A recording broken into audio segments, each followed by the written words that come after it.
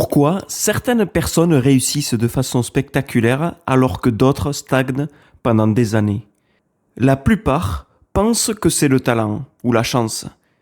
Mais la vérité est ailleurs. Alors comment ont-ils fait? De petites décisions quotidiennes, des choix simples presque invisibles qui, répétés chaque jour, créent des résultats extraordinaires. Des personnes comme Michael Jordan, le basketteur le plus célèbre au monde, Warren Buffett, l'un des plus grands investisseurs du monde, ou encore Elon Musk, l'un des plus riches du monde. Ils n'ont pas réussi grâce à des actions énormes chaque jour, ni grâce à leur talent, mais grâce à de petites habitudes répétées pendant des années. Et tout ça, c'est ce qu'on appelle l'effet cumulé. Et dans cet épisode, on va découvrir les idées clés du livre L'effet cumulé de Darren Hardy et comment de simples habitudes peuvent transformer ta vie, ton argent et tes objectifs. Et reste bien jusqu'à la fin, car le dernier principe est celui que 90% des gens n'appliquent jamais. Allez, c'est parti!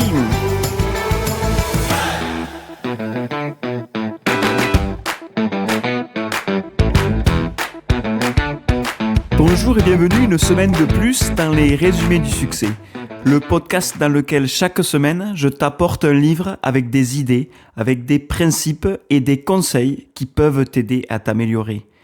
Dans ta vie familiale, professionnelle, pour améliorer ton salaire même, et dans beaucoup de domaines qui peuvent te faire faire un pas en avant.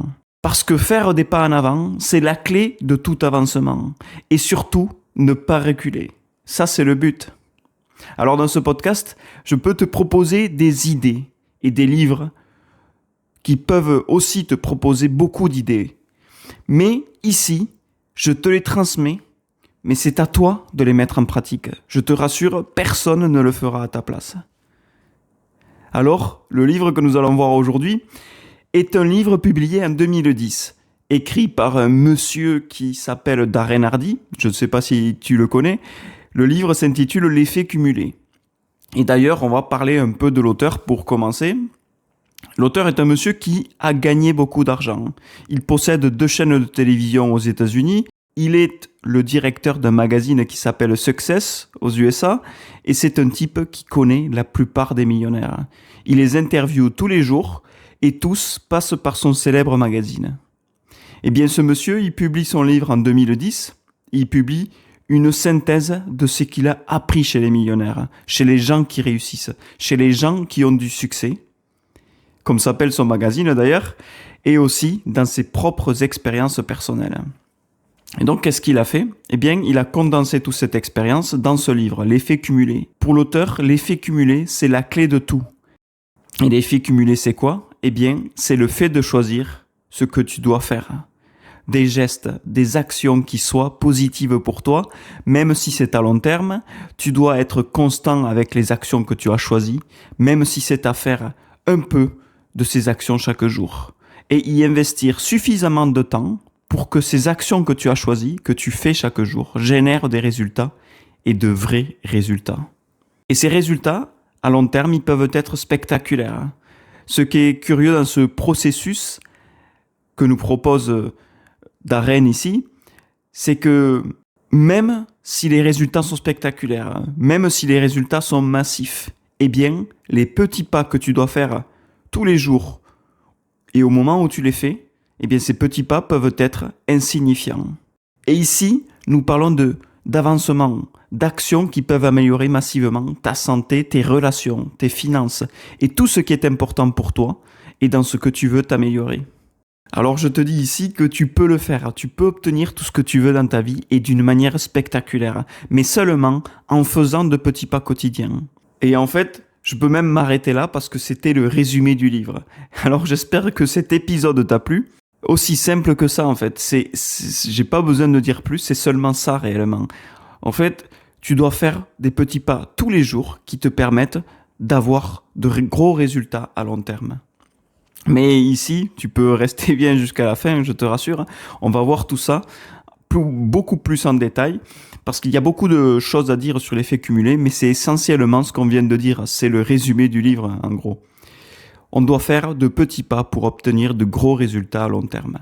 Mais il y a un problème, parce que oui, ça paraît si facile à dire au premier abord, eh bien ce n'est pas si facile à faire. Et c'est là que ça se corse. On va rentrer un peu plus dans le détail de ce qui se passe dans notre quotidien et les actions que nous allons pouvoir faire pour y remédier. Nous allons voir un peu comment nous tromper nous-mêmes pour continuer à progresser. Parce qu'aujourd'hui, on est nombreux à utiliser l'effet cumulé dans notre vie de tous les jours, mais nous l'utilisons mal. Et pourquoi nous l'utilisons mal ? Je vais te proposer ici un exemple pour que tu puisses y voir plus clair et comprendre pourquoi on se trompe, pourquoi on l'utilise mal dans notre quotidien. Eh bien, imagine que tu veux perdre du poids, par exemple. Tu te dis, bien, aujourd'hui, je vais commencer à courir tous les jours, ou je dois faire du sport tous les jours, ce que tu choisis de faire, eh bien, pour perdre du poids. Qu'est-ce que nous faisons normalement tous ? Eh bien, les premiers jours, on est motivé. On se met à exagérer naturellement parce qu'au début, on est excité, on voit des résultats rapides. Enfin, on est motivé surtout, les résultats ne viennent pas de suite. Eh bien, cette première semaine, on est comme des fous. On court partout, on va en faire plus. On ressemble à Rocky en train de s'entraîner pour le grand combat. On commence à courir comme des fous. Si nous devions courir un demi-kilomètre le premier jour, on en court peut-être 8, parce qu'on se sent puissant, inarrêtable, plein d'énergie. Le premier jour, c'est normal, puisque c'est l'adrénaline qui monte, on est motivé. Si par exemple, à la salle, nous devions soulever 20 kilos, eh bien, on veut en soulever 100. Et si nous devions faire du vélo pendant une demi-heure, on en fait pendant 3 heures. Je ne sais pas si tu comprends où je veux en venir. Le jour suivant, qu'est-ce qui se passe ? Le premier jour, on a fait nos 8 km de vélo, on a fait 3 heures de vélo, on a été à la salle même pour soulever nos 200 kilos. Et bien le second jour, on est mort. Nous ne pouvons même plus nous lever.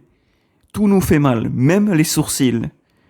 Et à ce moment-là, qu'est-ce qu'on se dit ? Eh bien, tu sais quoi ? En fait, le sport, c'est pas pour moi. Je ne vois pas de résultat. J'arrête là.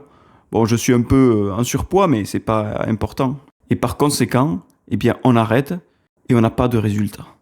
Et cela, eh bien, ça arrive malheureusement à beaucoup de gens, beaucoup d'entre nous. Même moi, ça m'est arrivé de commencer quelque chose et 2 semaines après d'arrêter. Et ça, ce n'est pas bon. Eh bien, beaucoup d'entre nous, on commence avec un objectif. Le typique objectif du nouvel an.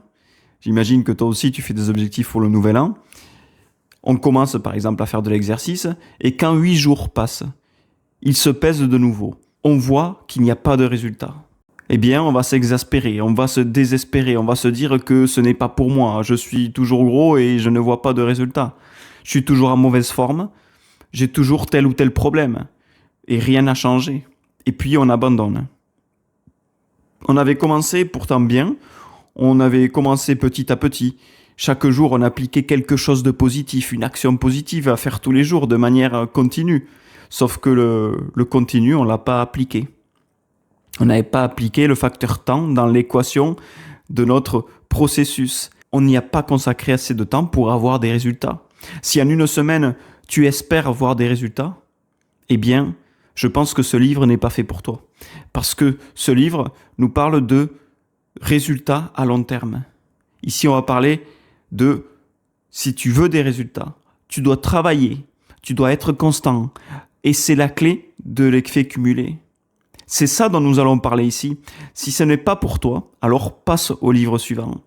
Si tu ne veux pas tester quelque chose pendant longtemps, alors ne reste pas là. Nous nous verrons dans le prochain épisode. Mais pour ceux qui veulent vraiment continuer à écouter, nous allons commencer avec le premier chapitre du livre. C'est un livre court, en réalité, il se lit en presque 200 pages, mais facile à lire, avec seulement 6 chapitres. Alors le premier chapitre, c'est l'effet cumulé en action. Dans le premier chapitre, il y a 4 points à souligner, 4 idées à prendre en compte. La première idée, c'est que tu peux t'améliorer dans de nombreux domaines de ta vie si tu y consacres suffisamment de temps. Et effectivement, c'est ce qu'on vient de voir ici. Mais ce peuvent être donc t'améliorer dans des domaines dans lesquels tu n'es pas brillant, tu n'es pas bon. Et dans le livre, l'auteur, il explique que tu peux sélectionner les domaines dans lesquels tu n'as pas assez d'expérience. Tu n'es pas suffisamment formé ou il te manque des outils. Tu peux sélectionner ces domaines et y consacrer suffisamment de temps, suffisamment de travail, suffisamment de temps à apprendre, à lire tout dans ces domaines. Et qu'est-ce qui va se passer à long terme si tu répètes ces actions tous les jours, si tu te formes, si tu travailles tous les jours sur ce domaine? Alors, tu peux même dépasser n'importe qui dans ce domaine. C'est ça qui est puissant avec l'effet cumulé. Même si tu n'es pas brillant dans un domaine, en y consacrant suffisamment de temps, tu peux énormément t'améliorer dans ce domaine. Et c'est le premier pas. C'est la première action que toi aussi tu peux réaliser. Ce que tu vas commencer à faire ici, c'est que tu vas identifier les domaines dans lesquels tu peux t'améliorer. Et une fois que tu auras choisi tes domaines, ou un domaine en particulier, tu vas t'y consacrer pleinement pendant des années, sans arrêt. Et je t'invite à faire maintenant cet exercice, de lister tes domaines que tu veux améliorer. Maintenant, on va passer à la deuxième idée du livre. On va identifier nos changements minuscules que l'on peut appliquer dans notre quotidien. Et pour moi, c'est la clé de tout le livre. Et c'est bien illustré parce que dans cette idée-là, il y a 2 exemples très bons que je vais te raconter. Et les 2 sont dans ce chapitre. Et je vais m'arrêter davantage sur ceux-ci. Parce que je crois que ce sont les plus importants et ceux qui peuvent le plus t'ouvrir les yeux. Alors maintenant, je vais passer à ces deux exemples.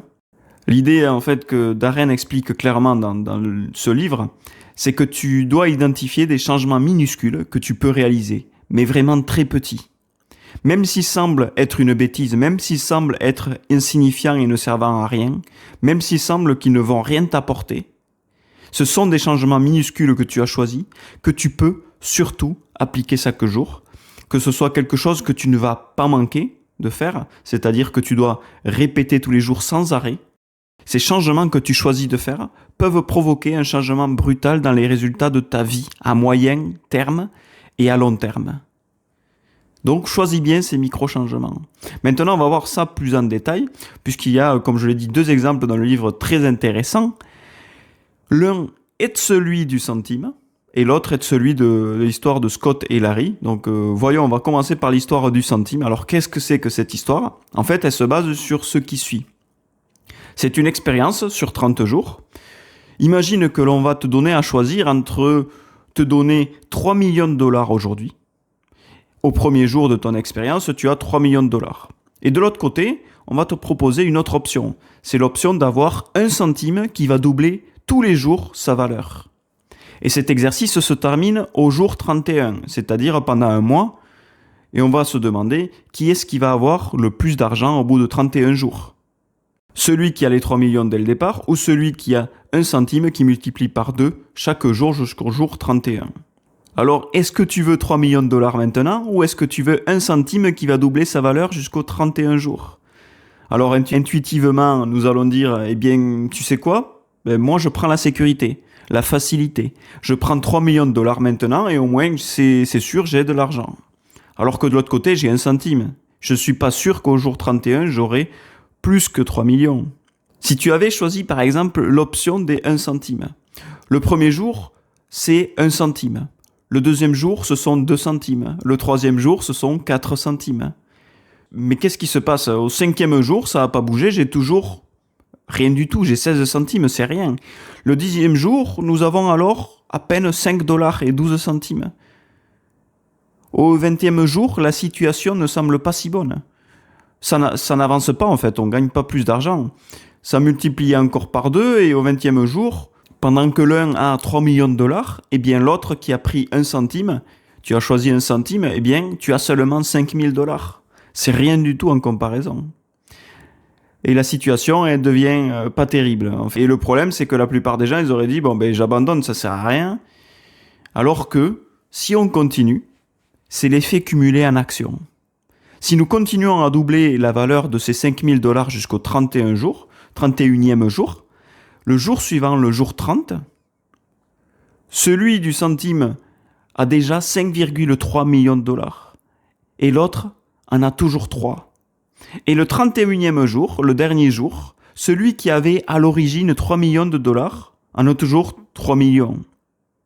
Tandis que celui du centime a presque 11 millions de dollars. Plus du triple de ce que possède l'autre. Et c'est énorme. Et c'est ça l'effet cumulé. Et dans le livre, il y a une image d'ailleurs à ce moment-là, un graphique qui représente clairement cet effet cumulé. Parce que c'est un graphique. Hein. Si tu regardes la courbe, en fait, c'est une courbe qui monte, presque pas au début, qui est très basse. Et cette courbe, elle commence à 0. Mais doucement, elle monte jusqu'à un moment donné, tout d'un coup, elle monte rapidement, elle explose. Et dans cet exemple du centime, jusqu'au jour 20 ou 25, il y a très peu d'argent accumulé. La courbe est basse. Mais soudain, vers la fin, il se passe quelque chose sur les 5 derniers jours, sur les 3 derniers jours, même sur les 2 derniers jours. Elle fait une énorme montée et tu finis par dépasser celui qui avait 3 millions de dollars. Tu commences avec 1 centime, rien, et tu finis par 10 millions. Et c'est exactement ça l'effet cumulé. Chaque jour, même si les changements que tu fais sont minimes, et même si tu n'es pas capable de voir à court terme les 3 millions de dollars ou tes 10 millions de dollars, tu peux penser, cet autre type a 3 millions de dollars et moi j'ai que 5 000, comment c'est possible d'y arriver, à le dépasser, ou encore tu te dis que tu as fait les mauvais choix, que tu aurais dû prendre les 3 millions de dollars. Très souvent, ton esprit, de manière contre-intuitive, va essayer de te tromper et de te dire que tu as pris une mauvaise décision. Il tend vers le négatif toujours. Ce qui se passe, c'est que beaucoup de gens se découragent à ce moment-là. Par exemple, celui qui arrête de faire du sport au bout de 8 jours parce qu'il ne voit pas de résultat est exactement dans le même cas que celui du centime. Au 5e jour, tu n'as que 16 centimes et tu te dis « avec ça, je n'irai nulle part ».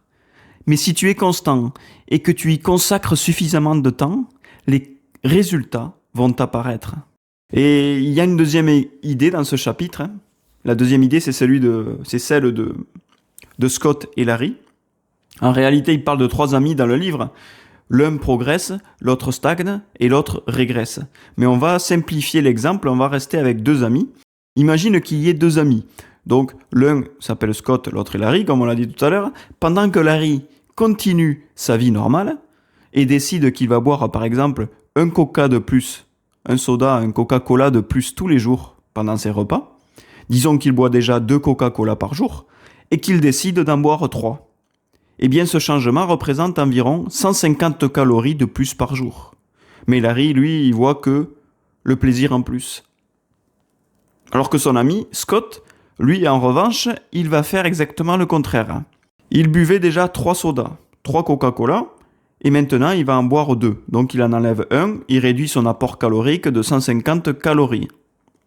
Voyons ce qui se passe avec le temps et comment l'effet cumulé ici dans cet exemple peut agir sur Larry et Scott de façon complètement différente. Après 5 mois, Larry qui a augmenté sa consommation avec un coca de plus et Scott l'a réduite. Pourtant, au bout de 5 mois, on ne voit pas de changement perceptible ni significatif. Beaucoup de gens abandonneraient déjà à ce moment-là, ne voyant qu'il n'y a pas de changement. Mais on continue l'expérience, comme tout à l'heure. En réalité, après 5 mois, le poids des 2 personnes est presque identique. Il n'y a pas de perte de poids significative, il n'y a aucun changement visible. Et au bout de 10 mois, on commence à voir de très petits changements. La courbe commence à monter. On voit des changements dans les tailles de vêtements, mais lorsque nous arrivons au 25e mois, après 2 ans de ce changement consistant à boire un soda en plus ou en moins par jour, qu'est-ce qui se passe? Eh bien, on commence à voir des changements très visibles. Au 27e mois, davantage. C'est le moment où la courbe commence à se déplacer très rapidement. Comme on l'a vu tout à l'heure, elle a commencé très basse, pas de changement jusqu'à 5 mois et 10 mois, et après d'un coup, elle explose. Elle se déplace rapidement. Au bout du 25e mois, qu'est-ce qui s'est passé? Les changements sont déjà notables. Au bout du 27e mois, encore plus, et au 31e mois, des changements spectaculaires. Pourquoi? Parce que Scott, qui a simplement réduit un soda, un coca par jour, a perdu 15 kilos. Et Larry, au contraire, n'a pas perdu 15 kilos. Il a pris ces 15 kilos parce qu'il a augmenté son apport calorique tous les jours. Ces 2 personnes, chez qui, après 5 ou 10 mois, nous ne voyons pratiquement aucune différence entre ces 2 personnes, eh bien, après 30 ou 31 mois, ils présentent une différence de 30 kilos d'écart. L'un a perdu 15, l'autre en a pris 15. Même si les changements quotidiens qu'ils ont faits paraissent insignifiants, eh bien, si on les maintient dans le temps, ces changements, les choses changent et les résultats deviennent très différents. C'est la grande idée de ce chapitre. Même si tu penses que le changement que tu fais, que tu as choisi, n'est pas significatif, tu dois être constant et le maintenir dans le temps. Les résultats deviennent alors spectaculaires et mesurables à moyen et long terme. Un autre point à prendre en compte, c'est le suivant. Ne te laisse pas emporter par le fait que les résultats ne soient pas ceux que tu espérais au départ. Si tu veux perdre 15 kilos et que tu ne les as pas perdus en 2 semaines, ne te décourage pas. C'est normal, en 15 jours, ce n'est pas possible. Pense que simplement, en retirant une petite chose de ton alimentation, si tu la maintiens dans le temps, tu finiras par perdre ces 15 kilos. Comme un Coca-Cola, par exemple. Un de moins par jour. Et ça devrait être un signal d'alerte pour toi. Cherche quelque chose dans ton quotidien pour t'améliorer au long terme. Ne cherche pas des réussites immédiates, des résultats immédiats. Ce n'est pas possible avec l'effet cumulé. Parce qu'on cherche toujours la récompense immédiate, rapide, atteindre nos objectifs le plus vite possible. Mais nous devons comprendre que si nous faisons l'effort de maintenir de bonnes habitudes dans le temps, les résultats seront beaucoup plus positifs et beaucoup plus durables dans le temps. Si tu veux perdre 15 kilos en 30 jours, peut-être que tu vas y arriver. Peut-être que ce ne sera pas très facile non plus. Même si tu y arrives, tu pourras les reprendre tout aussi vite. Pourquoi ? Parce que ça n'a pas été assez long. Le processus n'est pas assez long pour prendre des habitudes. Et ce point, c'est important. Parce que dans le livre, l'auteur explique que tu dois maintenir tes efforts dans le temps et ne pas t'arrêter. Dans l'exemple que l'on a vu, on parle simplement de supprimer un Coca-Cola. Imagine tout ce que tu peux faire. C'est énorme. Et l'auteur, il nous donne aussi un exemple d'un restaurant qu'il a ouvert aux États-Unis, à San Diego, où il vit. Le restaurant était spectaculaire, un énorme succès, parce qu'ils avaient le meilleur service, la meilleure nourriture. Tout était excellent. Les gens affluaient et le restaurant était plein à craquer tous les soirs. Mais qu'est-ce s'est-il passé ? Ils sont arrivés à ce moment où tout fonctionnait parfaitement. Et ils se sont laissés aller. C'est important ce qu'ils ont fait. On peut l'imaginer avec l'exemple des régimes, par exemple. Ok, j'ai perdu 15 kilos que je voulais perdre et ensuite je me relâche. On va maintenant fêter ça. On va manger un gâteau. On va reprendre les mauvaises habitudes. Et ça, ce n'est pas bon.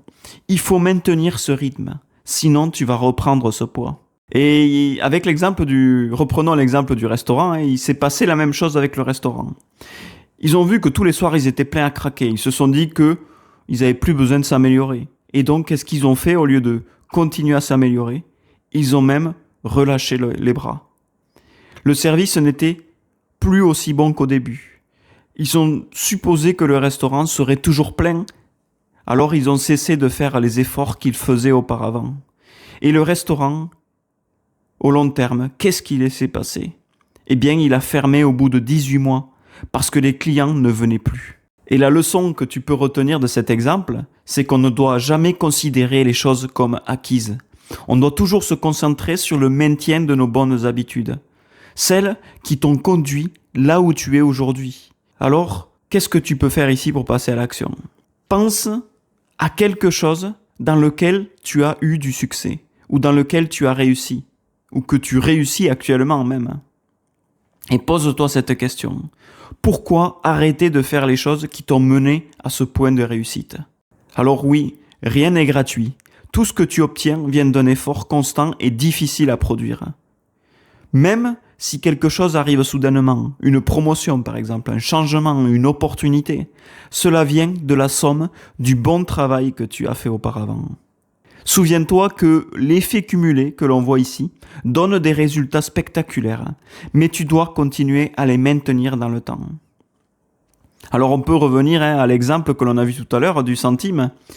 Si au jour 31, tu te souviens, on avait 10 millions d'euros, 10 millions de dollars, qu'est-ce qui se passe si tu continues au 32e. On aurait pu s'arrêter à 10 millions, c'est suffisant. Mais si tu continues, qu'est-ce qui se passe? Au 32e, tu en auras déjà 20 millions. Et au jour 33, tu auras 40 millions.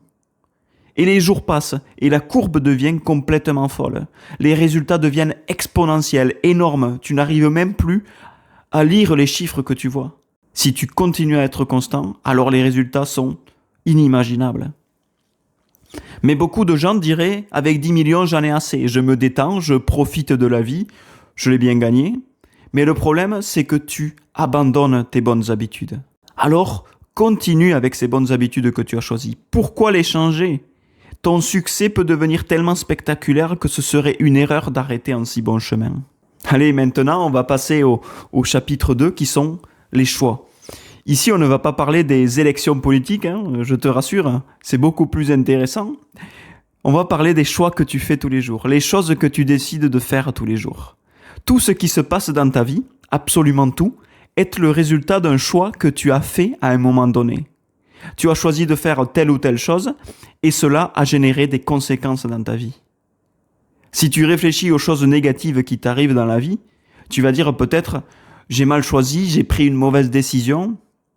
Et le problème ici, c'est que l'effet cumulé, on a vu qu'il fonctionne dans les deux sens, l'effet cumulé. Dans l'exemple qu'on a vu de Scott et Larry, Scott a choisi de réduire sa consommation de calories, ce qui est une bonne décision et produit de résultats positifs.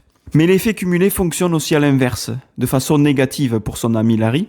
Son choix, lui, c'était de consommer plus de calories qui aura des conséquences négatives sur son long terme. Et l'effet cumulé, il a travaillé contre lui. Non seulement il ne restera pas au même niveau, mais il ira de pire en pire. Il prendra même du poids. 15 kilos, alors que l'autre en a perdu 15. Et dans ce chapitre que l'on va voir ici, nous allons voir 3 points importants, essentiels même, je dirais. La première idée que l'on va voir ici, c'est de tenir un journal. L'auteur propose, dans le cas où tu as des problèmes ou une relation conflictuelle dans un domaine quelconque de ta vie, cela peut être avec ton partenaire, avec ton patron, avec ton père, ta mère, ta famille, n'importe qui avec qui tu as une relation difficile. Et dans ce cas, l'auteur, il te propose de tenir un journal dans lequel tu vas t'asseoir tous les jours pour écrire, prendre 2 ou 3 minutes chaque jour, tu vas t'efforcer de chercher les points positifs dans la relation problématique que tu es en train de vivre avec la personne que tu as choisie et tu vas écrire dans ce journal. Tu vas écrire tous les points positifs en relation avec cette personne. Si tu as une relation difficile avec ton partenaire, par exemple, commence à t'efforcer de voir les choses positives qui se sont passées pendant la journée. Tous les jours, tu vas noter les choses qu'elle ou il a faites. Même si ce n'était pas pour toi directement. Par exemple, si il ou elle s'occupe très bien de ses enfants, si il ou elle est très attentionné avec quelqu'un, si il ou elle aide des personnes dans le besoin. Bref, tu vas choisir des choses positives chez l'autre personne. Et la magie de cet exercice, c'est que cet exercice, il va t'obliger à chercher les aspects positifs de l'autre personne, de la personne avec qui tu as des problèmes. Parce que généralement, quand on a des problèmes, on pense toujours au négatif, au défaut. Mais là, on va chercher le positif et c'est ça le point le plus important. Et qu'est-ce qui va se passer avec le temps? Eh bien, tu vas commencer à voir les choses que tu ne voulais pas voir auparavant, puisque tu pensais négatif, parce que tu étais aveuglé par ces aspects négatifs qui te brouillaient l'esprit. En revanche, maintenant, si tu te concentres sur le positif, automatiquement, ta relation avec cette personne va s'améliorer. Alors, c'est pas magique, hein? Pourquoi ça se produit? Parce que cela vient de toi. Parce que c'est toi qui commences à voir les qualités positives là où auparavant tu ne les voyais pas. Et entre guillemets, magiquement, de façon magique, l'autre personne va aussi répondre avec une meilleure attitude envers toi. Même si tu ne lui as rien dit explicitement. Le fait que tu génères des visions positives de l'autre personne fait que l'autre personne va aussi voir davantage de choses positives en toi. Parce que tu vas agir de manière plus positive avec cette personne en reconnaissant les valeurs de cette personne. Et cet effet cumulé dans la relation va continuer à s'améliorer et à croître de manière exponentielle. Et l'exemple qui est donné dans le livre est super touchant parce que l'auteur raconte sa propre expérience. Une année, le jour de Thanksgiving, il a commencé à écrire un journal dans lequel il notait les actions positives que faisait sa femme dans son quotidien. Alors il l'a fait pendant 1 an, sans rien lui dire. Et au bout d'1 an, lors de la Thanksgiving suivante, le cadeau que lui a offert l'auteur à sa femme, c'est précisément ce journal, qui contenait tous ces éléments positifs qu'il avait notés durant toute l'année. Et il lui a dit « Tiens, je t'offre ce journal que j'ai tenu pendant 1 an, avec des souvenirs d'expériences positives, des moments positifs ou des choses positives que j'ai vues chez toi, chaque jour durant cette année. » Et sa femme, elle l'a regardé et lui a dit « C'est le meilleur cadeau que personne ne m'avait jamais fait auparavant. » Et cela ne surprend pas. Mais quelque chose d'autre s'est produit.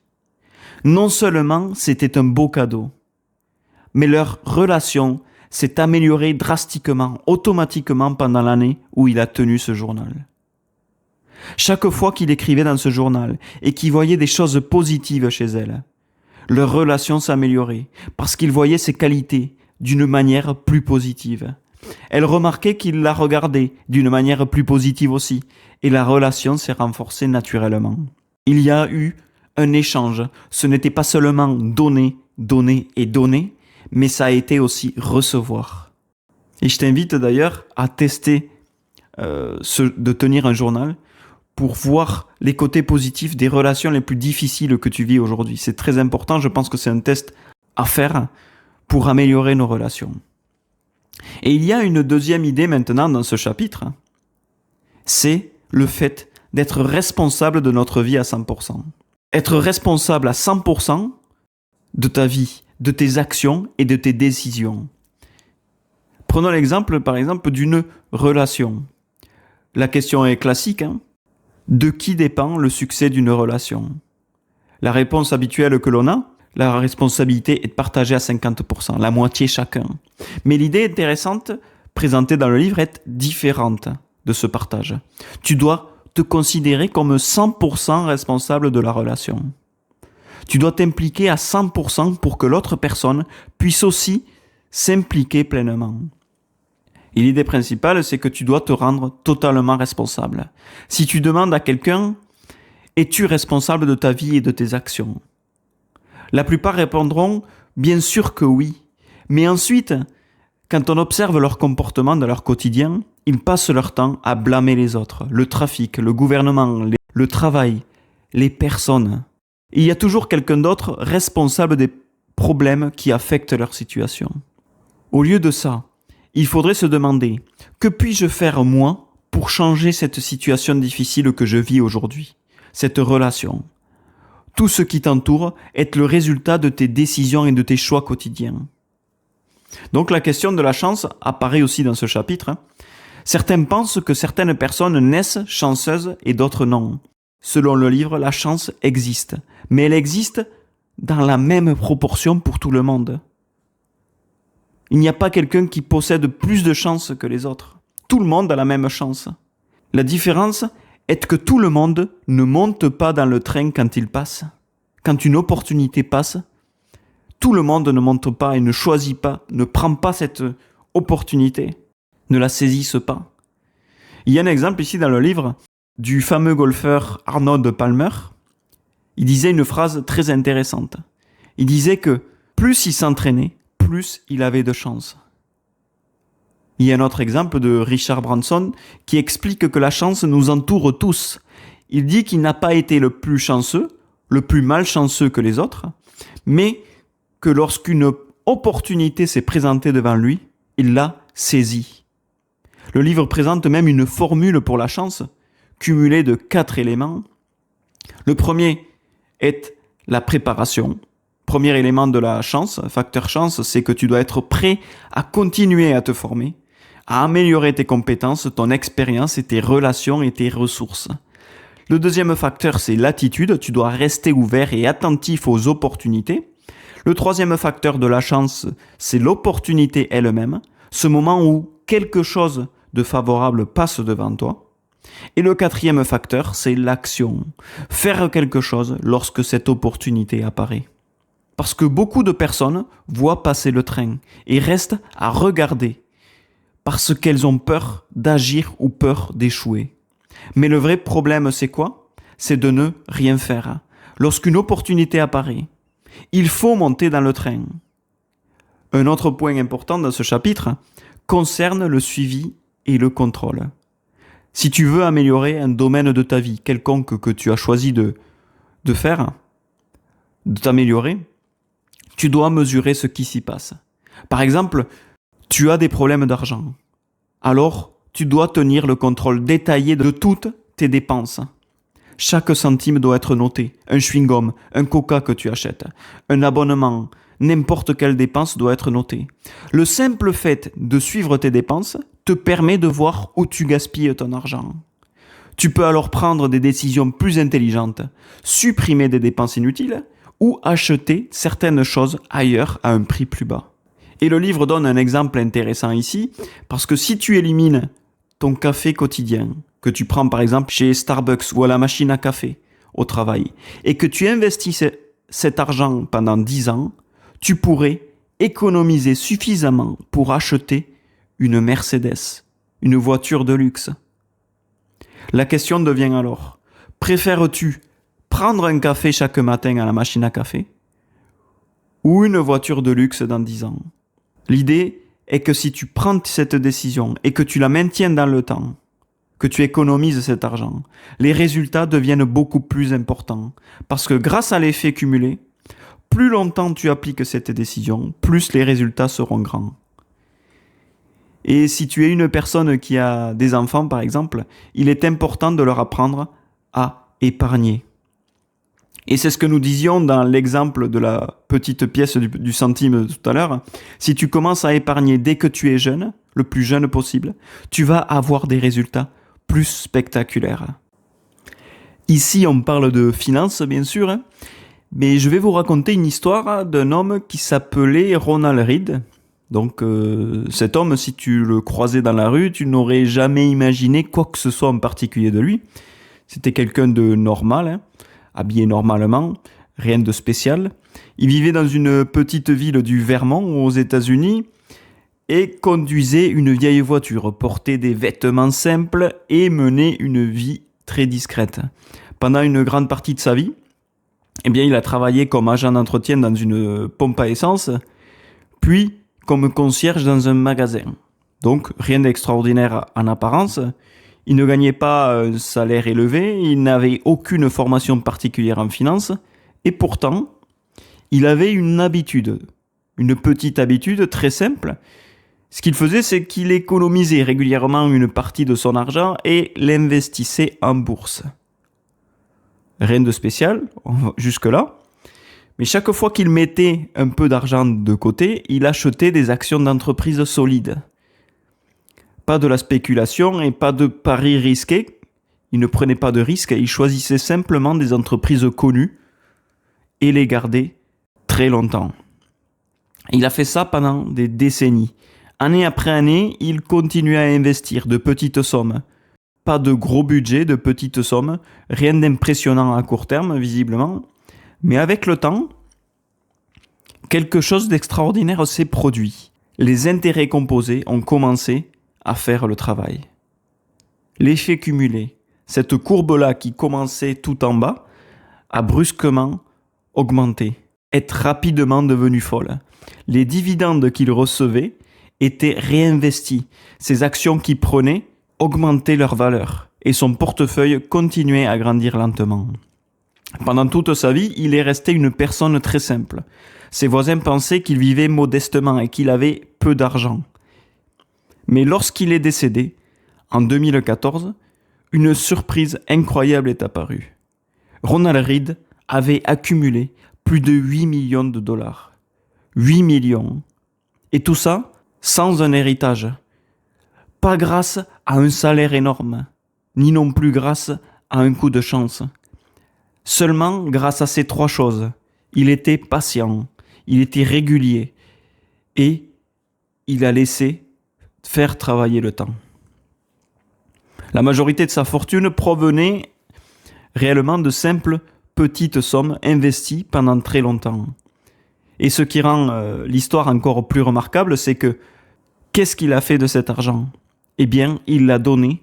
Il a donné la plus grande partie de sa fortune à une bibliothèque et à un hôpital de sa ville. Aujourd'hui, son histoire est devenue un exemple célèbre que tu peux même reproduire dans ta vie. C'est l'effet cumulé lorsqu'on laisse le temps travailler tout seul. Et cette histoire nous montre une chose, une leçon. Ce ne sont pas forcément les grosses sommes que tu investis qui créent la richesse. Ce sont les petites décisions répétées pendant des années. On est encore sur ce principe-là, mais c'est important et ça s'applique aussi à la finance. Commence par investir aujourd'hui une petite somme, même 50 €, et continue à investir sur le long terme. On passe maintenant au chapitre 3, et ce sont les habitudes. Nous allons revenir un peu sur la même idée, on en parle souvent, presque dans tous les épisodes, mais on va parler des habitudes encore. Les habitudes sont les choses que tu installes dans ton système, les choses que tu fais automatiquement sans réfléchir. Nous l'avons déjà vu dans d'autres livres comme Petites habitudes, grandes réussites ou encore Les habitudes des millionnaires de Brian Tracy, que l'on a vu là assez récemment. On parle souvent du fait dans ces livres qu'il faut 21 jours pour installer une nouvelle habitude, ou 66 jours selon d'autres livres. Et ce chapitre, il va parler de ça. Des habitudes, qu'elles soient bonnes ou mauvaises, conscientes ou inconscientes, eh bien, elles font partie de toi. Et l'idée, en fait, ici, c'est d'identifier quelles habitudes sont bonnes pour toi, afin de les renforcer, et quelles habitudes sont mauvaises, afin de les éliminer. Il y a beaucoup de personnes qui ne sont pas particulièrement talentueuses. Dans le livre, l'auteur nous donne l'exemple de Larry Bird, qui était un joueur de basket dans les années 80. Il a même participé aux Jeux Olympiques de 92 avec la fameuse Dream Team. Et Larry Bird, en fait, il jouait pour les Boston Celtics. Quand on le regardait jouer, on voyait que ce n'était pas un joueur particulièrement élégant ou gracieux, mais il n'avait pas la grâce, par exemple, de Michael Jordan, qui semblait marcher sur l'eau quand il jouait. Au contraire, ils étaient de grands rivaux. Jordan et Bird, ils étaient vraiment opposés. Ce que Bird avait surtout, c'était de très bonnes habitudes. Depuis son enfance, chaque jour, il allait sur un terrain de basket. Il tirait tous les jours, encore et encore. Il s'entraînait sans arrêt au lancer franc. Il est devenu célèbre pour ses très hauts pourcentages de réussite au lancer franc. Et alors, d'où viennent ces pourcentages de réussite ? Eh bien, simplement, ils viennent de ses bonnes habitudes. Même s'il n'était pas naturellement le joueur le plus brillant de l'histoire du basket, il a exploité au maximum ses propres qualités et les a poussées à la limite. Alors, qu'est-ce qu'il se disait ? Il disait que s'il était bon dans un domaine, par exemple le tir au panier, alors il allait beaucoup pratiquer beaucoup plus que les autres pour devenir excellent dans ce domaine. Même s'il dominait pas ce domaine, il voulait travailler plus que les autres pour réussir et avoir ces résultats qu'il a atteints. On en revient encore à la règle des 80-20 dont on a parlé dans d'autres épisodes. C'est se concentrer sur ses qualités et les développer. Et continuer et éliminer tout ce qui représente une charge ou un obstacle. Alors concentre-toi sur les 20% d'habitudes qui sont bonnes chez toi, sur les résultats qui font la différence et développe ça 80% de ton temps. Et s'il y a quelque chose dans lequel tu n'es pas particulièrement brillant, mais qui t'intéresse, alors investis-y du temps. Mais fais-le de manière cumulée, comme l'effet cumulé. Chaque jour, fais quelque chose qui te rapproche un peu plus de ton objectif. Et pour atteindre tes objectifs, il est aussi important, on va le voir ici, de définir tes valeurs. Et dans le livre, ça s'appelle « Ton pourquoi ». D'ailleurs, il y a un livre intéressant que nous verrons ici prochainement, je l'espère. C'est le livre « Why » de Simon Sinek. Comment définir son pourquoi, qui approfondit sur ce sujet. Et je vous invite d'ailleurs à aller le lire, parce qu'il est super intéressant. Donc, je l'avais déjà lu une fois, mais bon, ce sera intéressant de le relire pour vous en faire un résumé ici dans ce podcast. Alors, pourquoi on fait les choses ? C'est la question qu'on se pose. Imagine quelqu'un qui veut perdre du poids. Chaque année, il se dit la même chose. Cette année, je vais me mettre au sport. Il achète des chaussures de sport, il commence à télécharger une application, il s'achète une montre de luxe pour gérer ses efforts. Il s'abonne aussi à une application. Il commence lundi. Et lundi, il y va. Il est en forme, il a tout, il est équipé, ses vêtements neufs, il est propre, il est en forme. Mardi aussi. Mercredi, il se dit qu'il est fatigué, il va se dire, bon, ben, je vais me reposer aujourd'hui. Il se dit qu'il ira jeudi, le lendemain. Et le lendemain, pareil, il est toujours fatigué, et petit à petit, les jours passent, et il n'y va plus. Il arrête. Comme toutes les années précédentes, le 31, il s'est dit, je me mets au sport. Mais pourquoi il a arrêté ? Parce que son objectif n'est pas vraiment important pour lui. C'est juste une idée vague. Ce serait bien d'être en forme, par exemple. Mais un jour, quelque chose change. Un soir, il rentre du travail, son fils lui dit « Papa, tu viens jouer au foot avec moi ?» Et lui, il accepte. Mais au bout de 5 minutes, il est essoufflé. Il tombe par terre, il n'en peut plus, il doit s'arrêter. Et son fils, il le regarde, déçu bien sûr, parce que son père ne peut pas jouer avec lui, parce qu'il est fatigué. Et le père, voyant cette déception dans ses yeux, il ressent quelque chose de différent ce soir-là. Pas de la honte, pas de la culpabilité, mais une prise de conscience. Et il se dit que s'il continue comme ça, il ne pourra même plus profiter de ces moments avec ses enfants. Et ce déclic, le lendemain matin, qu'est-ce qu'il va faire ? Il va se réveiller plus tôt. Il va partir courir, même si c'est 5 minutes. Pas parce qu'il en a envie, mais parce que son pourquoi a changé. Son objectif n'est plus seulement de perdre du poids. Son pourquoi est devenu être en bonne santé, avoir de l'énergie et être plus présent avec ses enfants pour profiter de ces moments-là de la vie. Et quand les raisons deviennent aussi profondes, que ça ne vient pas simplement du résultat entendu, mais de la santé, de l'énergie ou des moments que l'on veut partager avec d'autres, les actions deviennent beaucoup plus faciles à maintenir. Par exemple, si tu veux arrêter de fumer, tu dois trouver ton pourquoi. Tu as une mauvaise haleine, les autres ne s'approchent plus de toi à cause de l'odeur. Manque de souffle quand tu vas marcher, tu ne peux plus marcher plus de 5 minutes. Ou encore plus grave, une radio des poumons qui est déjà mauvaise, mais il ne faut pas attendre ce moment-là pour réagir. Alors comment trouver son pourquoi ? Et pour trouver son pourquoi, il faut aller chercher au plus profond de nous, quelque chose de puissant, de plus grand que nous. Trouver son pourquoi ne consiste pas simplement à choisir un objectif. Un objectif peut être, par exemple, gagner plus d'argent, devenir riche, perdre du poids, créer une entreprise. Mais le pourquoi est beaucoup plus profond. Pour trouver ton pourquoi, tu dois aller chercher au plus profond de toi quelque chose qui te touche vraiment. Quelque chose qui est lié à ton histoire, à tes valeurs, à ce qui compte réellement pour toi. Parfois, ton pourquoi se cache dans des moments très simples de ta vie. Par exemple, imagine que quelqu'un veut créer son entreprise. Au début, il va se dire « Je veux être entrepreneur pour gagner plus d'argent ». Ce n'est pas un pourquoi. Mais s'il creuse un peu plus profondément et qu'il se pose les bonnes questions, il va découvrir autre chose. Par exemple, il se souvient que dans son enfance, il a vu ses parents travailler dur toute leur vie. Toujours stressés par l'argent, toujours en manque d'argent, toujours à manger du pain sec parce qu'ils ne pouvaient pas acheter du pain frais, toujours fatigués. Et alors, à un moment donné, il s'est promis qu'un jour, il voudrait créer une vie différente pour sa famille. Il ne voulait pas reproduire la vie qu'il a vécue, la difficulté par laquelle il est passé. Alors à ce moment-là, son pourquoi il va devenir clair. Ce n'est plus l'argent, c'est la liberté, la sécurité, la possibilité d'offrir une meilleure vie à ceux qu'il aime, qui compte vraiment. C'est ça le pourquoi. Et quand ton pourquoi est aussi profond que ça, il devient une source d'énergie. Parce que les objectifs changent, les stratégies changent, mais ton pourquoi, lui, le pourquoi tu fais ça, reste. Et quand ton pourquoi est suffisamment fort, le comment devient beaucoup plus facile. Alors ton pourquoi devient l'énergie qui te pousse à agir, même quand tu n'en as pas envie. Le point où je veux en venir ici, c'est que, avec cet exemple, est que tu dois avoir un pourquoi très puissant. Si tes raisons ne sont pas suffisamment puissantes, tu dois étudier et aller au fond de tes véritables valeurs pour trouver ton pourquoi. Quand tu as un pourquoi suffisamment ancré, suffisamment fort, c'est lui qui devient ta raison d'avancer.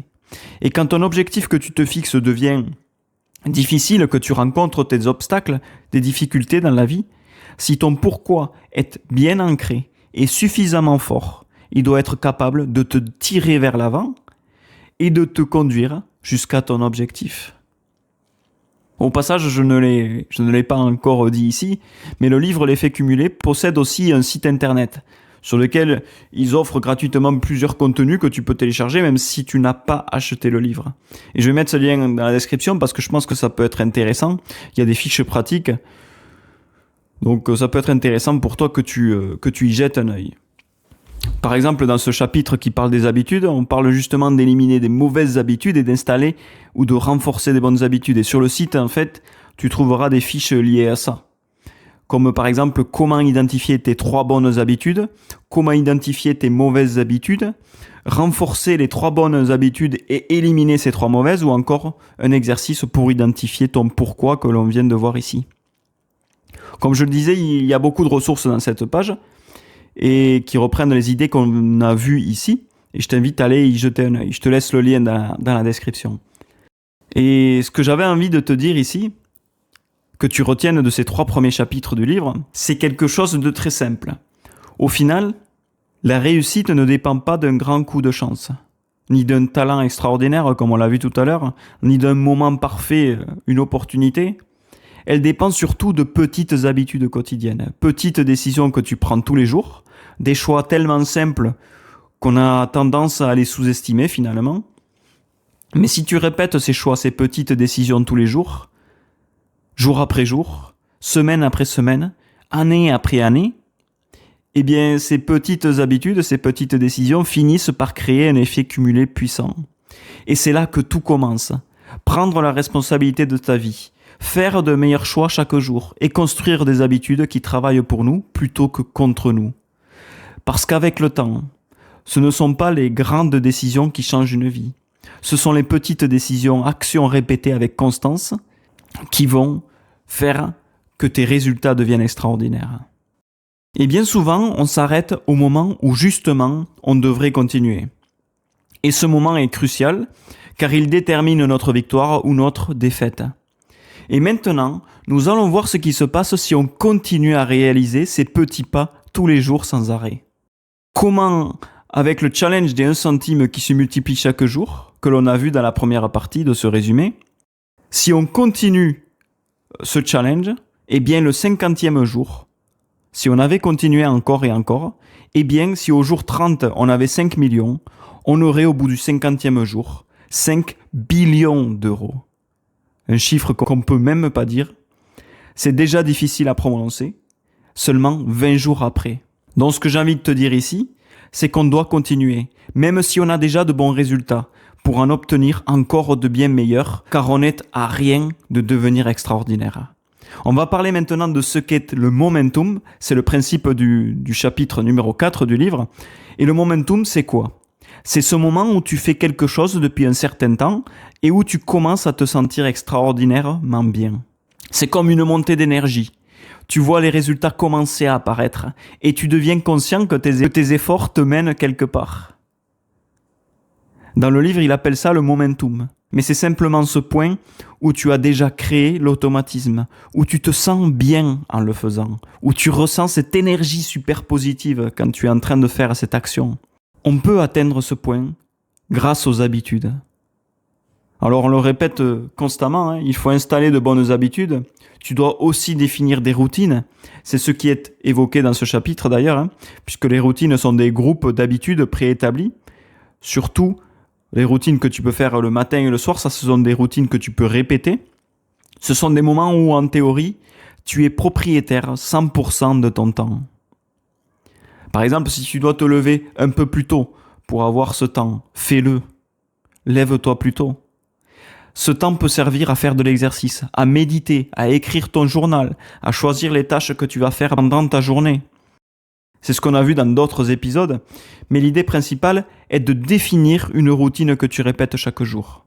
Par exemple, si tu tiens un journal des choses positives que ton épouse fait le soir, Si tu tiens un journal de ta journée et que tu vérifies si tu as atteint les objectifs que tu t'étais fixés le matin, par exemple, fais-le aussi le soir. Vérifie si tu es sur la route, si tu suis bien tes objectifs. Tout cela doit devenir une routine obligatoire. La constance est ce qui donne les vrais résultats. C'est la constance qui te conduira au momentum, à ce moment d'élan où tu te rends compte que les choses commencent à se mettre en place. Les pièces du puzzle commencent à trouver leur place. Et le puzzle semble se construire tout seul même. En réalité, c'est parce que tes habitudes et tes routines te conduisent automatiquement vers ces résultats. Et dans ce chapitre, il est également mentionné que pour atteindre ce momentum, il faut être constant. C'est un thème présent dans tout le livre d'ailleurs parce que la constance dans le temps conduit au résultat. Et le livre propose aussi de tenir un registre de ce qu'il appelle les rythmes. Et d'ailleurs, c'est une autre fiche que tu peux télécharger sur le site. Par exemple, qu'est-ce que le rythme ? Eh bien, si ton habitude est de boire 6 verres d'eau par jour, tu peux le noter sur cette feuille pour suivre si tu le fais par exemple. En fait, les rythmes, ce sont les routines. Nous avons tous en tête l'image classique des boxeurs qui marquent tous les jours en fait sur le calendrier une croix jusqu'au grand combat.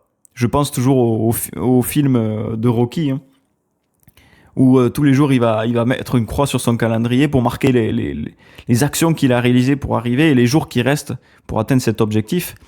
Et ce que l'on va faire alors, dans ce chapitre, c'est suivre nos routines. Chaque jour qui passe avec une croix. Tu vas cocher ce que tu fais. Pourquoi c'est important ? Parce que nous accomplissons nos objectifs quotidiens. Chaque croix est un pas de plus vers notre objectif. Et ça nous motive. C'est ça qui va créer le momentum. Ce moment où tu t'es dit que tu as envie qu'un nouveau jour arrive pour pouvoir mettre une nouvelle croix sur ce mur, sur cette feuille. Tu ne veux plus abandonner tes habitudes parce qu'elles font désormais partie de toi, partie de ta vie. Tu sais qu'elles sont positives et qu'elles te mènent à tes résultats. Donc le momentum, c'est quoi ? C'est le moment où l'effort devient plus facile parce que tu as déjà commencé à avancer. Au début, tout est difficile. Quand tu démarres une nouvelle habitude, faire du sport, écrire un livre, créer un projet, chaque action demande énormément d'énergie. Tu dois te forcer, tu dois te discipliner. Même si tu continues, jour après jour, quelque chose se produit. Petit à petit, l'effort commence à diminuer.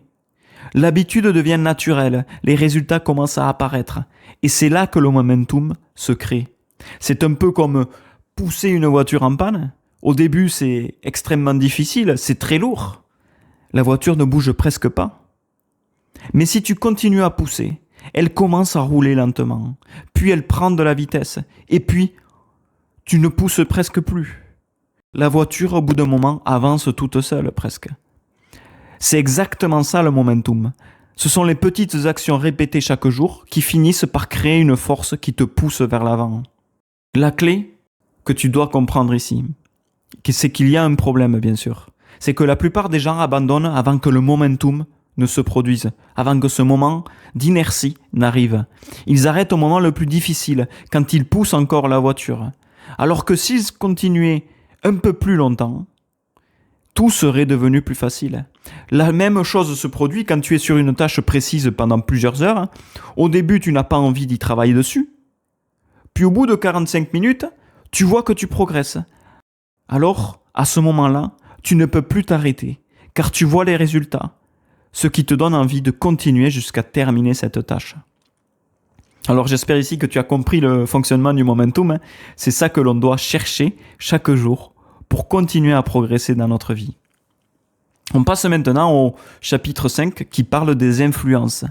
C'est un sujet important et parfois un peu difficile à aborder, parfois même très douloureux pour certaines personnes. Mais les influences existent à plusieurs niveaux, mais principalement à 2 niveaux dont nous allons parler ici. Le premier niveau, c'est l'information que tu reçois. Et le second niveau, ce sont les personnes qui t'entourent. Et ces 2 niveaux d'influence peuvent être extrêmement positives ou totalement négatives ou même nocives pour atteindre nos objectifs. La première influence, c'est donc l'information que tu consommes. Dans le monde actuel, avec Internet, les réseaux sociaux, nos téléphones aussi, les messages et les notifications que l'on reçoit, les pop-up qu'il y a un peu partout qui apparaissent sur notre écran, les messages sur Twitter, les tendances, les trending topics par exemple. On a une surdose massive d'informations. On a trop d'informations, on n'en peut plus d'ailleurs. Alors, qu'est-ce que tu dois faire? Eh bien, tu dois apprendre à filtrer cette information. C'est ça qui est difficile, mais il faut filtrer. Parce que si tu ne filtres pas l'information que tu reçois et que tu ne gardes pas seulement celle qui est productive pour toi, tu perds énormément d'énergie, tu perds le contrôle de toi. C'est ce que le livre appelle ça le régime de l'information. Comme un régime alimentaire, mais pour l'information. Si tu aimes les actualités, demande-toi, as-tu vraiment besoin de lire le journal 30 minutes par jour? D'écouter, d'allumer ta télé pour voir les informations? Est-ce que tu as besoin de 30 minutes entre midi et deux pour regarder les informations aussi? Regarder les informations le soir. Au final, tu pourrais passer 2 heures par jour à regarder les informations et ça c'est trop peut-être. Tu peux être aussi connecté à Twitter en permanence pour vérifier toutes les 20 minutes ce qui se passe. Ça ne sert à rien. Au travail, par exemple, si tu réponds immédiatement aux mails, je peux t'assurer que ce n'est pas nécessaire non plus. Alors que si tu établis 2 moments de la journée, par exemple à 11h le matin et à 17h, comme moment où tu peux ouvrir tes mails et répondre, je t'assure qu'il ne se passera rien de grave et que tout le monde ne va pas s'écrouler si on ne reçoit pas tes mails. Les gens peuvent tout de même te contacter si c'est vraiment urgent, ils peuvent toujours t'appeler par téléphone. Les téléphones existent et fonctionnent toujours. Donc, utilisons-les. Et un email n'a pas besoin d'être répondu immédiatement. Alors, je t'invite à te mettre au régime des emails, c'est-à-dire de commencer à traiter tes mails dans des moments clés de ta journée. Ou encore regarder les informations une seule fois par jour, plutôt que 3 fois ou 4 fois. Tout ça, ce sont des voleurs de temps. Avant, je gérais mes mails aussi directement et maintenant, je les traite qu'à des moments donnés de ma journée. Et j'ai envie de les traiter à part. Parce que s'il y a marqué urgent, je vais essayer de les traiter, mais c'est très rare. On me contacte plutôt directement par Teams pour s'il y a un problème. Par Teams ou par téléphone.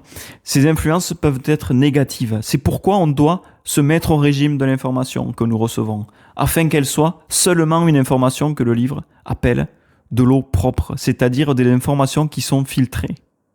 Autrement dit, nous allons retirer les impuretés de l'eau que nous consommons. Dans ce cas, l'eau, c'est l'information. Et il y a énormément d'informations inutiles. Beaucoup.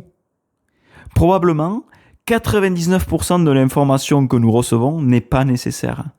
C'est de l'eau qui est trouble, voire sale. Alors nous allons l'éliminer. Nous allons boire seulement de l'eau propre. Nous allons nous mettre au régime de l'information.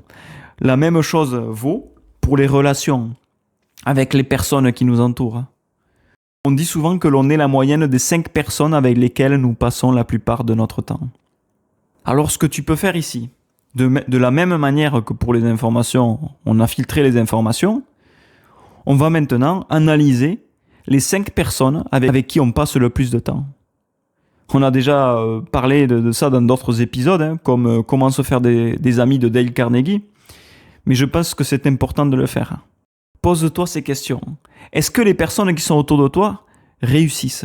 Est-ce que les personnes autour de toi font des choses que tu aimerais faire? Est-ce que les personnes autour de toi se fixent des objectifs, des défis dans leur vie qui les dépassent? Est-ce que ces personnes peuvent être des exemples pour toi?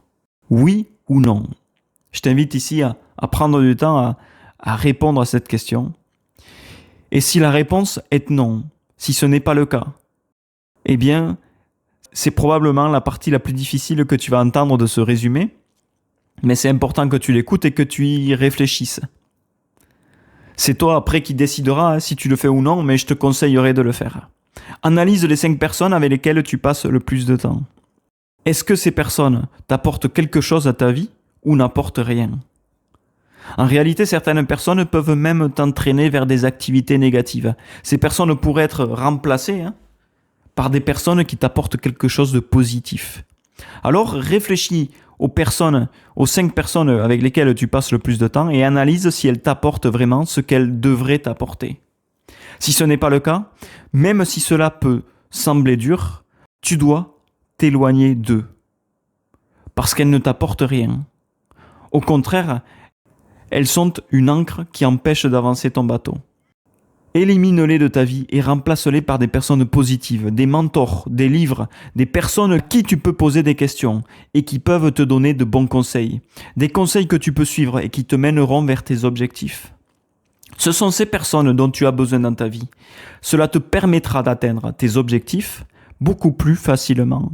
Parce qu'elles te donneront de bons conseils, parce que tu verras ce qu'elles font pour réussir, parce que tu verras les habitudes qu'elles ont pour réussir. Alors tu vas imiter ces mentors, te modéliser, comme le disait Tony Robbins dans son livre, et reproduire leurs actions et ce qu'elles font dans leur quotidien pour avoir les mêmes résultats que tu peux obtenir toi aussi. Parce que leurs habitudes et leurs routines sont bonnes. Donc, ici, ce qu'on a vu, c'est que tu dois faire le régime de l'information et le régime des personnes qui ne t'apportent rien. Nous allons garder seulement les bonnes informations et les bonnes personnes qui nous apportent quelque chose, ou des personnes dont le niveau est tellement supérieur au nôtre qu'atteindre leur niveau devient un défi et nous apporterait des résultats extraordinaires. Et c'est ça qu'on cherche ici, tout le long de ce livre. C'est là que nous pourrons mettre l'effet cumulé en action, en marche, pour atteindre leur niveau. Et ces personnes qu'on a choisies, eh bien, elles nous aideront parce que les personnes qui sont très au-dessus de nous sont souvent très généreuses avec leur temps, leurs conseils et leur aide. Demande de l'aide à des personnes qui en valent vraiment la peine. Et tu verras comment elles vont élever ton niveau de compétence, ton niveau de connaissance, tes objectifs et t'aider à aller beaucoup plus haut que ce que tu avais imaginé au départ. Allez, maintenant on passe au chapitre numéro 6 qui parle de l'accélération. Alors, on a vu pas mal de choses ici. Mais comment accélérer encore davantage? Si tes résultats sont déjà bons, comment les faire devenir extraordinaires? Surtout pour les impatients, comme moi par exemple, qui a envie d'avoir des résultats immédiats. Mais c'est pas possible, il faut être constant et attendre. Il faut pas être impatient. Il y a 3 points importants qu'on va voir ici. Et le premier point qu'on va voir, c'est multiplier tes résultats lorsque tu es déjà à ta limite. Ceux qui ont fait de la musculation, par exemple, ils comprendront très bien ce que je vais dire ici. C'est que quand tu soulèves un poids à la salle de sport et que tu dois faire une série de 12 répétitions, alors tu arrives à la 11e, puis à la 12e. Et là, tu n'en peux plus. Eh bien, c'est justement à ce moment-là que tu dois essayer de trouver des forces là où il n'y en a plus. Tu dois dépasser tes limites. Inspire-toi par exemple des grands sportifs de l'histoire, comme Michael Jordan, par exemple. C'est exactement ce qu'il a fait. Et parfois, cette 12e répétition à la salle de sport ne sera pas la dernière. Peut-être que tu réussiras à faire une 13e répétition, puis encore une 14e, et tu vas te dépasser. Tous les jours, ce qui semblait impossible peut être dépassé. Alors ce que je t'invite à faire, c'est à essayer de dépasser tes limites. Force-toi un peu plus, peut-être 5%, peut-être 10% de plus, même 1%. C'est pas grave. Mais si tous les jours tu vois que tu cherches à t'améliorer, eh bien, ça deviendra une habitude. Par exemple, si tu cours et que tu n'en peux plus, tu viens de faire 10 km à pied, essaie de courir 50 mètres de plus. Ce n'est pas grand-chose, ça paraît insignifiant. Mais sur le long terme, cela va faire la différence. Cet effort supplémentaire paraît insignifiant, mais c'est ça qui multiplie tes résultats au long terme. Souviens-toi de l'exemple du centime qu'on a vu tout à l'heure. Si tu continuais 2 jours de plus, tu avais 40 millions. Mais si tu t'arrêtais au 31e, tu avais que 4 fois moins. C'est énorme la différence, pour très peu d'efforts supplémentaires. Avec un petit effort supplémentaire minimal, tu peux obtenir des résultats énormes. Je vais prendre un exemple ici d'Arnold Schwarzenegger, que vous connaissez peut-être, sûrement même. Quand il était Mister Olympia, et la personne la plus musclée du monde dans les années 70, eh bien c'était sa philosophie. Chercher toujours une répétition supplémentaire. Cette répétition ne faisait pas qu'ajouter une fatigue en plus, elle multipliait les résultats de tout le travail précédent. Et le deuxième conseil que l'on voit dans ce chapitre, c'est de dépasser les attentes des autres.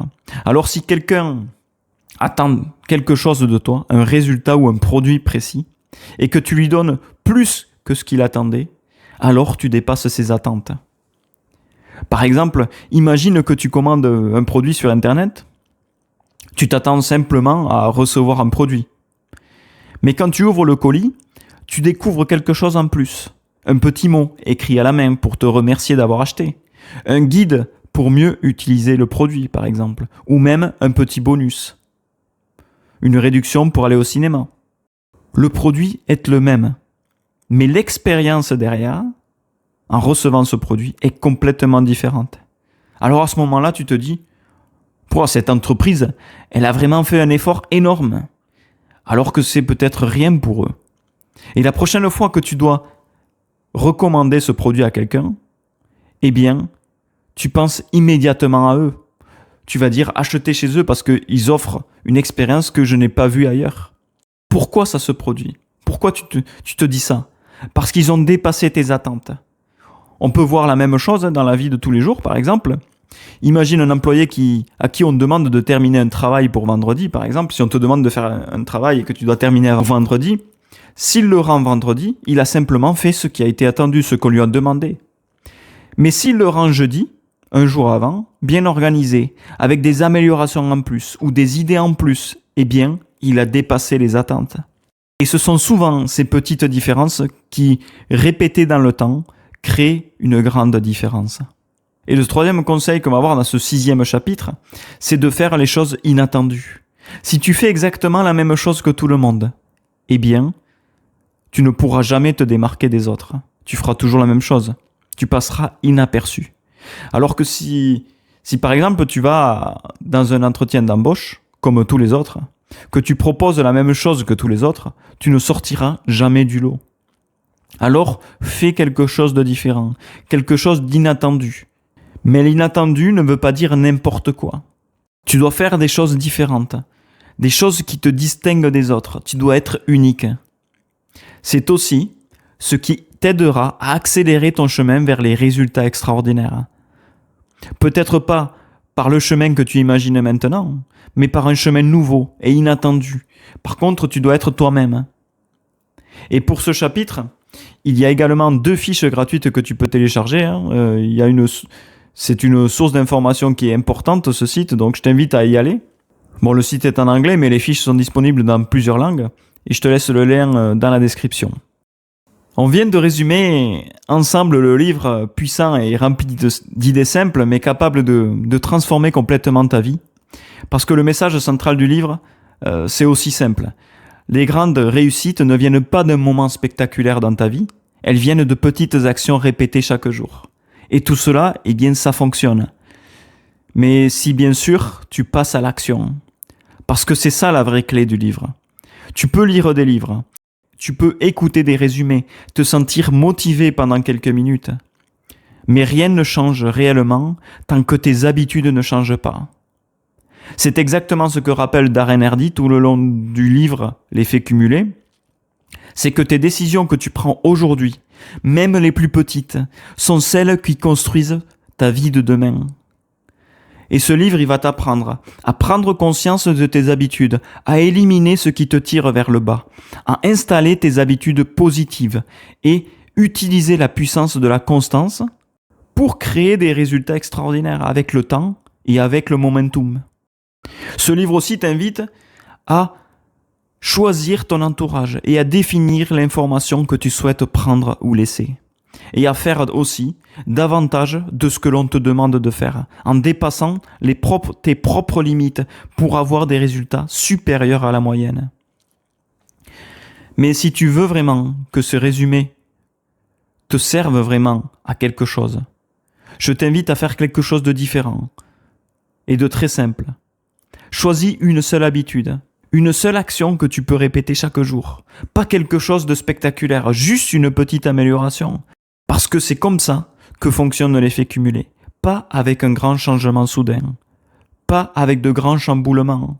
Mais avec de petites actions répétées encore et encore, jusqu'à ce qu'elles deviennent une force capable de transformer ta vie. Alors, n'attends pas que les conditions soient parfaites. N'attends pas que les conditions soient favorables. Commence petit. Commence aujourd'hui. Parce que les résultats extraordinaires que tu vois chez certaines personnes ne sont presque jamais le fruit du hasard ou du talent. Ce sont les résultats de choix simples répétés pendant longtemps.